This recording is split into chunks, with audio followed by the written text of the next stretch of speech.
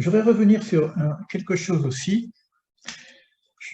Il y a beaucoup de choses, hein, mais un livre qui est magnifique, bon, il est plus édité, c'est Que la lumière soit, c'est du Maral de Prague.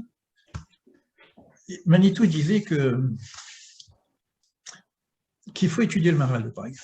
Il faut comprendre l'histoire, parce que c'est l'historiosophie.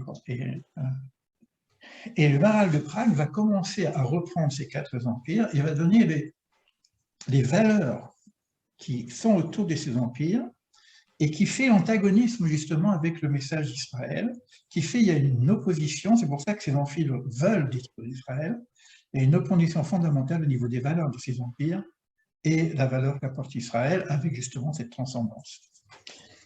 Et le Maral de Prague va reprendre le texte biblique au départ, parce qu'il dit que ces quatre empires dont on parle, ils sont déjà inscrits dans Bereshit. Vous voyez, on est toujours encore dans Bereshit, hein, ça tombe bien.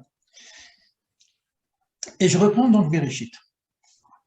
La terre était désolation et chaos, c'est ce qu'on avait vu tout à l'heure, les ténèbres sur la surface de l'abîme et l'Esprit de Dieu planait sur la face des eaux. Donc ça, c'est le texte que nous avons lu, Genèse, 2e verset.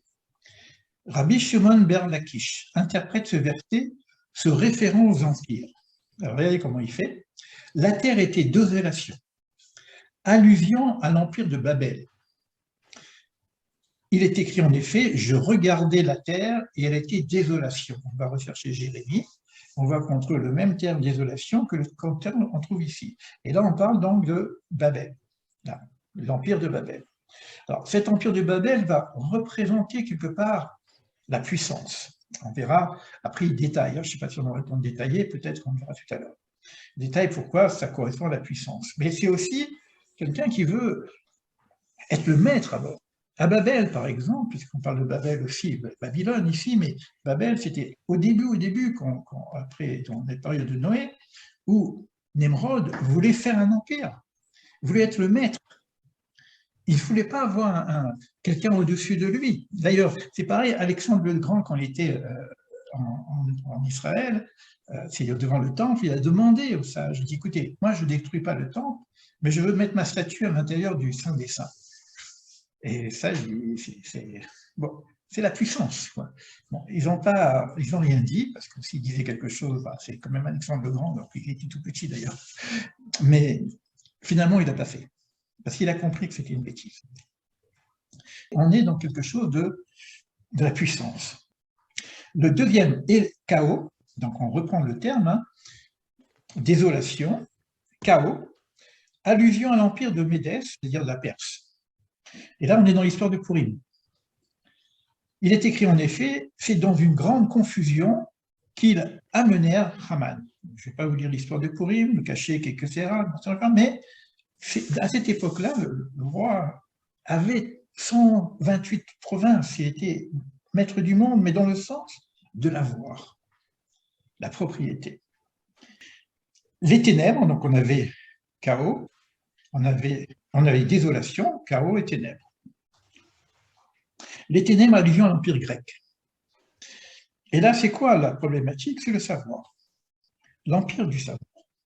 C'est-à-dire que j'ai besoin que ça soit saisissable au niveau du savoir. Ça, c'est le troisième empire. La face de l'abîme, allusion à l'empire du mal, insondable, comme l'abîme d'Édom, comme l'abîme des méchants sont insondables. C'est une forme de totalitarisme. Et ça correspond aux trois formes d'empire.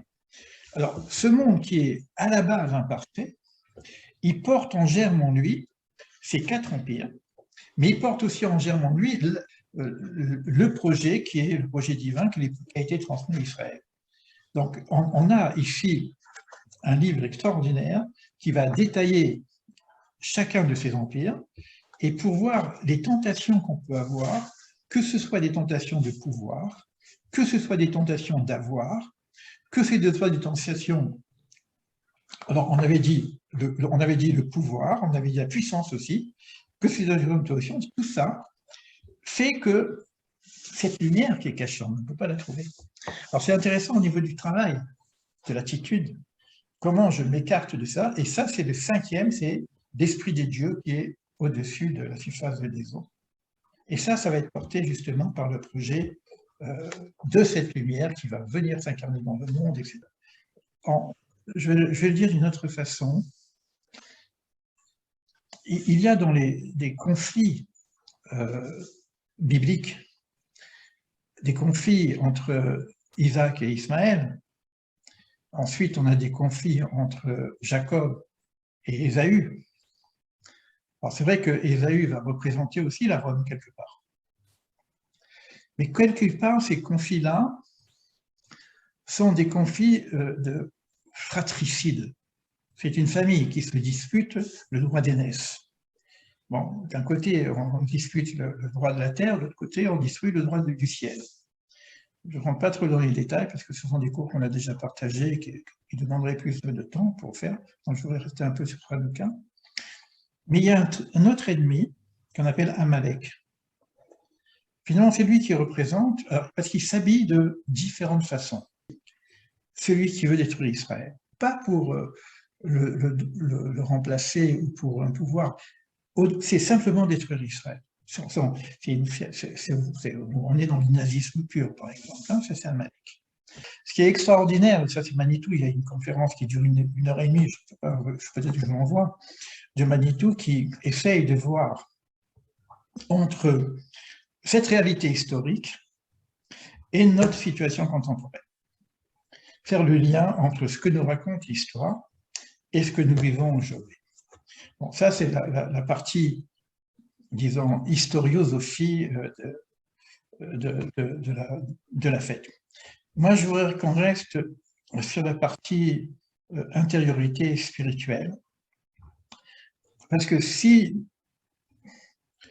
je suis éclairé à l'intérieur de moi-même, si je sais monter spirituellement, mais si je sais redescendre dans ma réalité matérielle pour incarner cette spiritualité, si je sais faire cette unicité entre ces deux parties, à ce moment-là, je ne suis plus dans la confusion. À ce moment-là, je comprends aussi l'histoire du monde.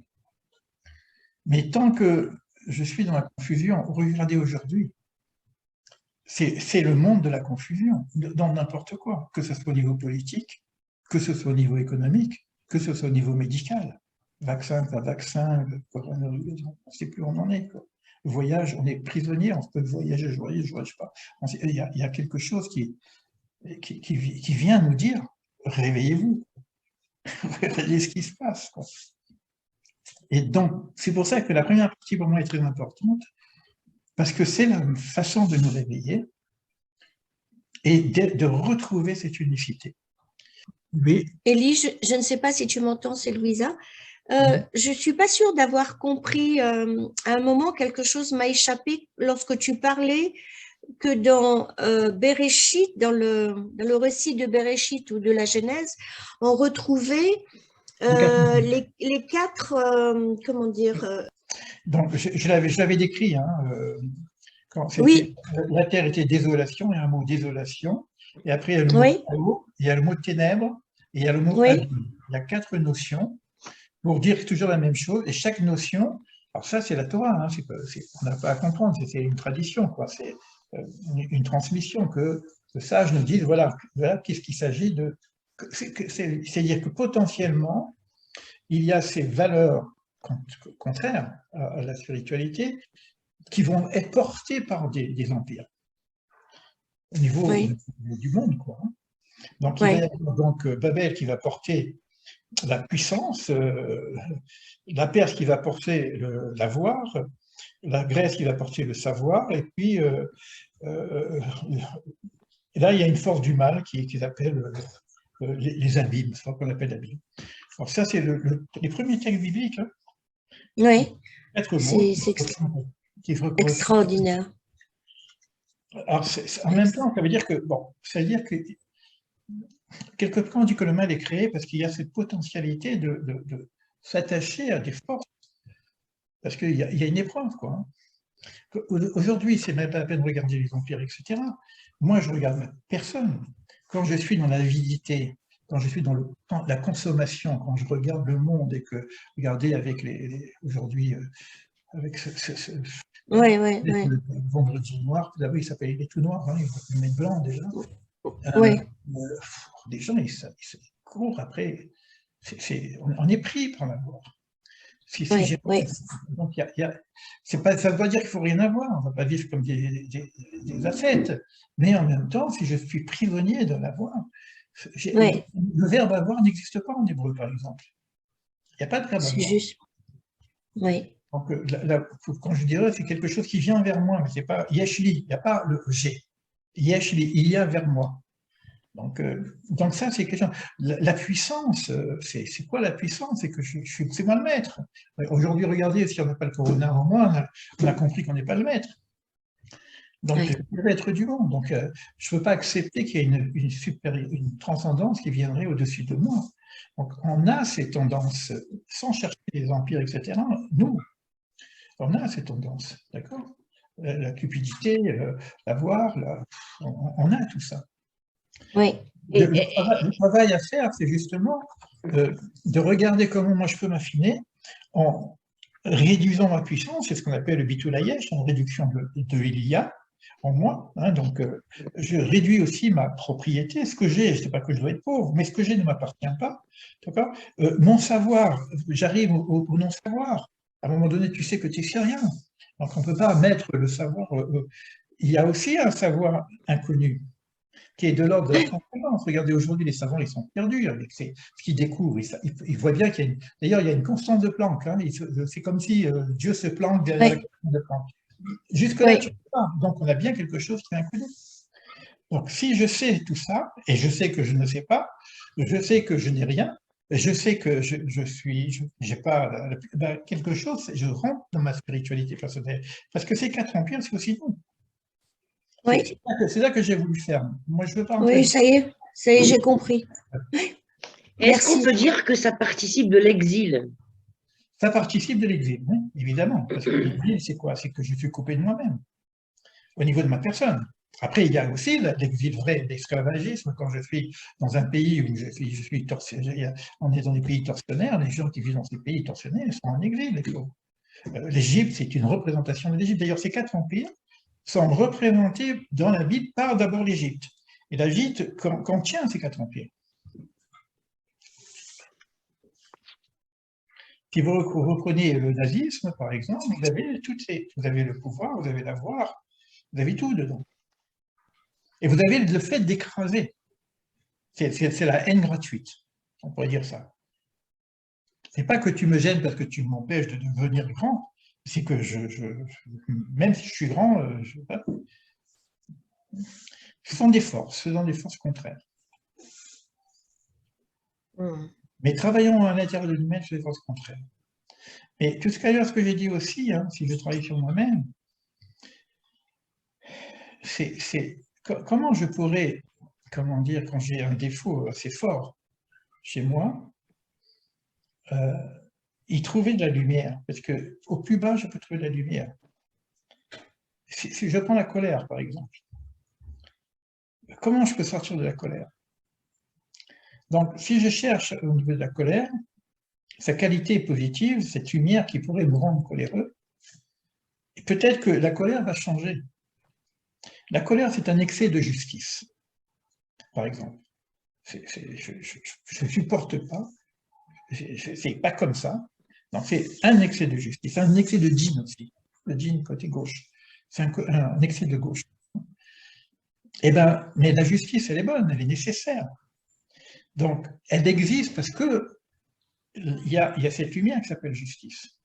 Maintenant, si je sais qu'il y a du bon dans ma colère, je vais extirper ce qui est mauvais. C'est l'excroissance de la colère. Donc la justice, si elle est bien, c'est de l'éducation. Je transforme la colère en éducation. Donc je vais mettre de l'amour dans la colère pour expliciter que les choses ne sont pas justes. Mais je ne vais pas les dire avec colère. Et d'ailleurs, c'est pour ça qu'on dit que la colère ressemble à l'idolâtrie. Parce que c'est moi qui ai raison. Donc dans la colère, on peut retrouver aussi la puissance. Donc je peux travailler sur des attitudes, le comportement, etc. Voilà, au-delà des religions, je dis, au-delà de tout ce qu'on peut lire au niveau de l'historiosophie, on peut faire quelque chose pour pour allumer la lumière qui est en nous, quoi. C'est ce que... En tout cas, c'était mon intervention. C'est plus facile. C'est très compliqué. On n'est pas dans la politique, on peut pas que des individus. Donc moi, mon empire, il est à l'intérieur de moi-même. Alors je peux participer, si je suis un soldat, ben, je vais faire la guerre, mais je ne suis pas un soldat. Ben, je pensais, Élie, à ce que vous avez dit de Manitou.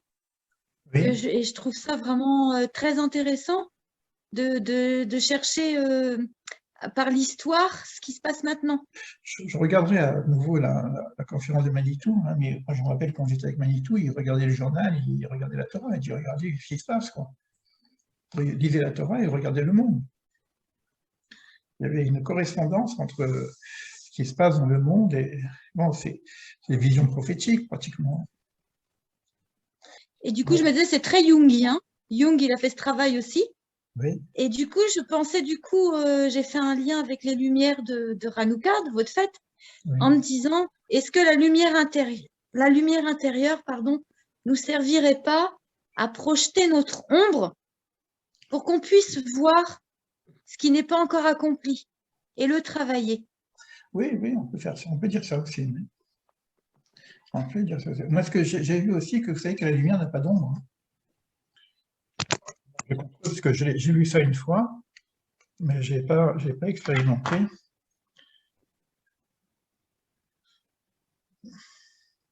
Regardez. Ah non, ça, je ne peux pas voir. C'est peut-être que vous ne voyez pas, mais si je vous regardez, bon, vous voyez. Non, vous ne pouvez pas le voir. Moi, je vois derrière le mur, je vois la mèche, je vois l'ombre de la mèche, je vois l'ombre de la bougie, mais je ne vois pas l'ombre de la lumière.